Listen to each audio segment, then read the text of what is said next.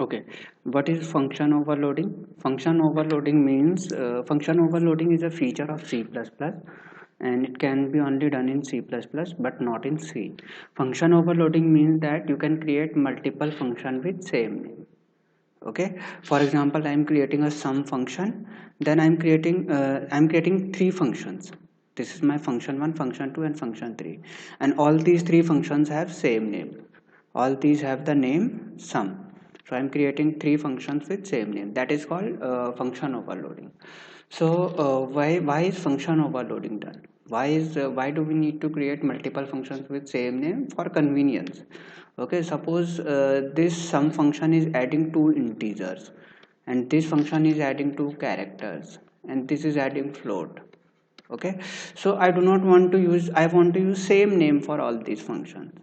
They are adding different type of different data types, but I want to use the same name. So for convenience, I have so it is providing me convenience that I'm using the sum. Otherwise I will have to use sum 1, sum 2 and sum 3 or some other names for each function. Okay, so it becomes convenient for me that I can use the same name for these three different functions. So that is why function overloading is done. Okay, so the simple reason is for convenience. Next is what rule must be followed for overloading the function. Okay, as if I want to create three different functions, what rule must be followed? The rule is that parameters of all functions should be different. Okay, they can have same name but their parameters should be different. For example, suppose I am creating three functions, and in these three functions all have same name, sum. Okay, but their parameters should be different. Here the both the parameters are of int, and in this function there are three parameters. Okay, so the parameter can have parameters should differ in two ways. There can be different number of parameters. Okay, for example, there are two parameters and there are three parameters. There can be different number of parameters, or the parameters should be of different type. Okay, for example, there are two parameters, and in this also there are two parameters, but these parameter types are different. Here we are using one character and one int. Here we are using both int parameter. Okay, so we have two options. The number of parameters should be different or type of parameter should be different. Okay, so this is the rule for function overloading. uh, okay, function overloading is an implementation of polymorphism. Okay, polymorphism is, what does polymorphism mean? Polymorphism means that we can use multiple we can use the same entity in multiple way. We can use same entity in multiple ways. That is called polymorphism. It is a feature of OOPS. Okay, polymorphism is a general term, and function loading is an implementation of polymorphism.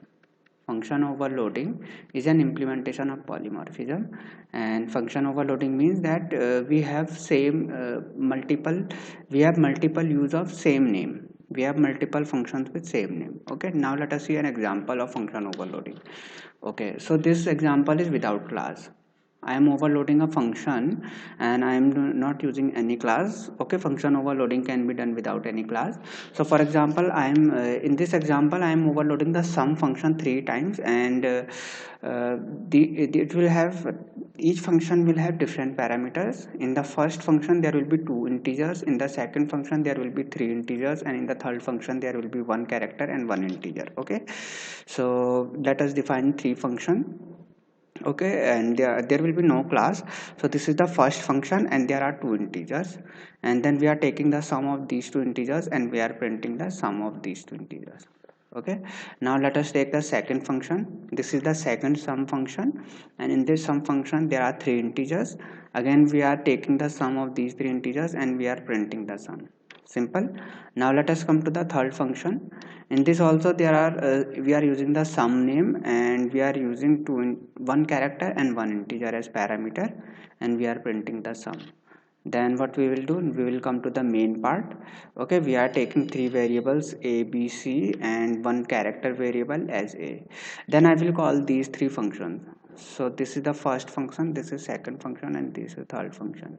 In the first function I will only pass two parameters, then the first function will be called, and the output will be sum of a and b. A and b is 10 and 20, so output will be 30. In the second function I am passing three parameters, so a, b, c. So second function will be called, in this first function will be called, okay, always remember that these are three different functions, these are not the same function. Okay, they are having same name, but these are three different functions. This is the first function, this is second function, and this is third function. So remember this. So here first function will be called, in this case the first function will be called, in this case the second function will be called, and output will be 60. In this case the third function will be called, and ch is passed. The value of ch is character a.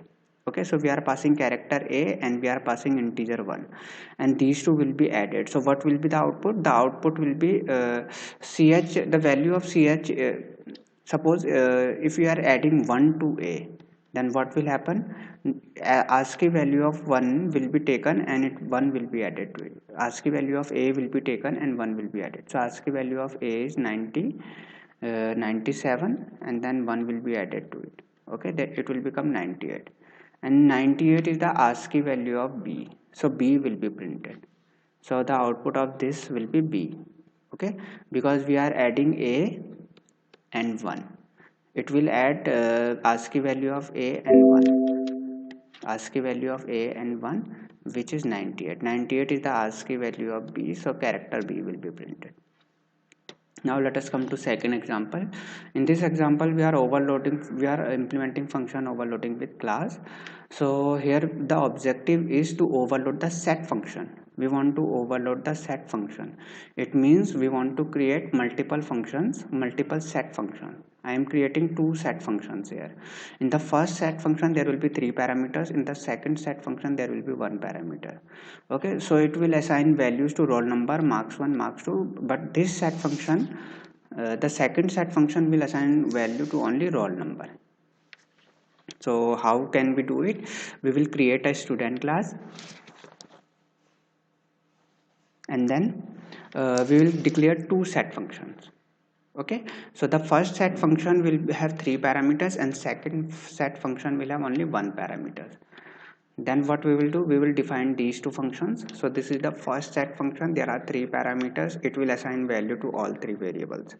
Then we will define the second function, it will have only one parameters and it will assign value to only roll number.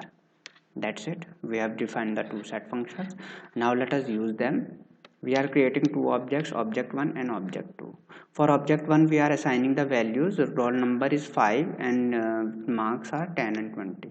Okay, then we will print the values of this roll number. Now suppose if I want to, for this object 1 I want to change the roll number to 1. Okay, then what I will do, I will only pass one parameter to this set function. Okay, in this case the second set function will be called.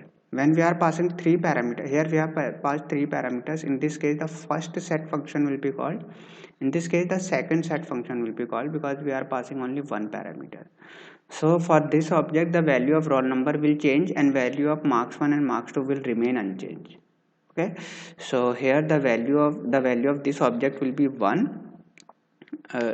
For example, here the value of object 1 will be 5, 10 and 20. Now when we are using this set function, the value of this 5 will change, it will become 1. So the value of object 1 will be 1 and then 10 and then 20. Okay, so only this value will be changed, these two will not be changed. Then we will print the value of object 1. Again when we are using for object 2, we are only using the set function one time and then we are printing and adding it. So that is how function overloading is done for a member function of a class. Okay, now next topic is constructor overloading. Okay, so constructor is a type of function. Constructor is a type of function, so it is very similar to function overloading. Function overloading means that we are creating multiple functions, right? So what is constructor overloading? Constructor overloading means that we are creating multiple constructors.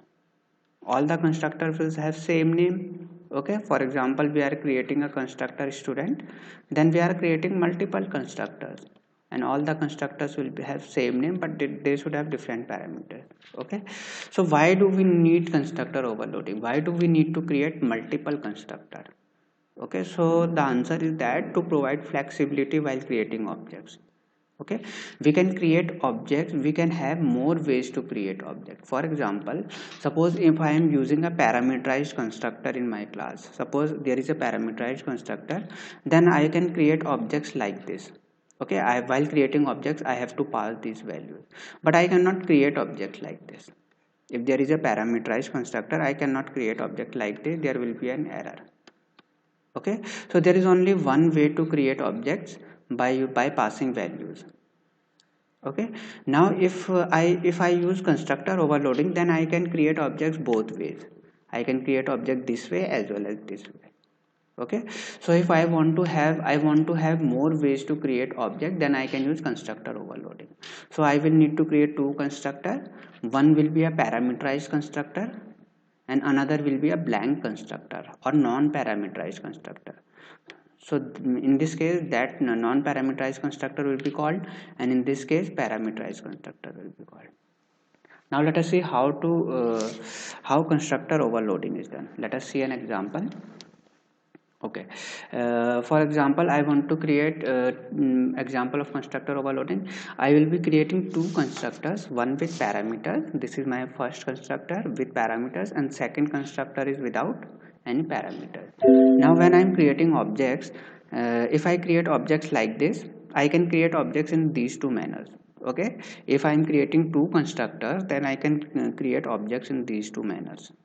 Okay, if I am creating object like this, I am passing value, then the first constructor will be called. If I am creating objects like this, I am not passing any values, in this case the second constructor will be called. So that is why we create multiple constructors, so that we can create objects both ways. Sometimes I can create object by passing values, and sometimes I can create objects without passing any values. So if I pass the values, parameterized constructor will be called. This is our parameterized constructor. And when I am not passing any value, then non-parameterized constructor will be called. This is our non-parameterized constructor. Now let us see the example of how these two constructors will be created. Very simple. I will create inside the student class, I will create set, get and add functions. Now there will be two constructors. Okay, so this is there will be two constructors in this case. This is our first constructor and this is parameterized constructor. Okay, so far we have only used this constructor, and second one will be our blank constructor. This is our second constructor and this is non-parameterized constructor, or we can say blank constructor. Blank constructor means it will not do anything, it will not pass any values. Okay, so these are the two constructors. Now let us see how to define these two constructors. Then we will define the set function, we will define the get function, we will define add function. After this now let us define the two cap constructor. So this is our first constructor. Okay, this is our first constructor, parameterized constructor, and it will have parameters and it will assign value to all these roll number, marks, and all these three variables. Now let us define the second constructor. This is our second constructor. It will not have any parameter, there are no parameters, so this is non-parameterized constructor, or we can say blank constructor. Okay, so this is blank constructor. This constructor will not assign any value to any variable. This is only a blank constructor, this is not parameterized.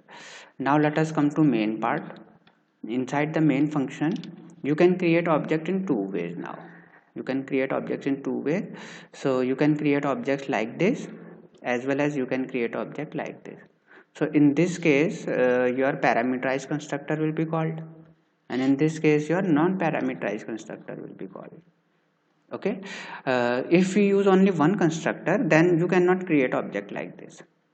Okay, you must have seen that whenever we are using constructor, whenever you are using parameterized constructor, then you will always have to pass values while creating objects, then you will not be able to create objects like this.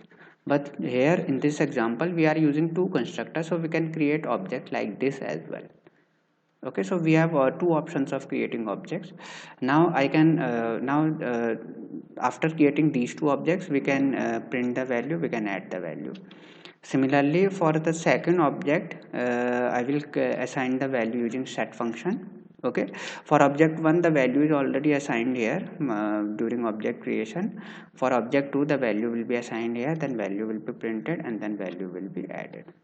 Okay, that's it. We have covered two topics: function overloading and constructor overloading. Okay, these two are types of polymorphism. Polymorphism means to have multiple use of same entity, and we can function overloading means that we can create multiple functions with same name.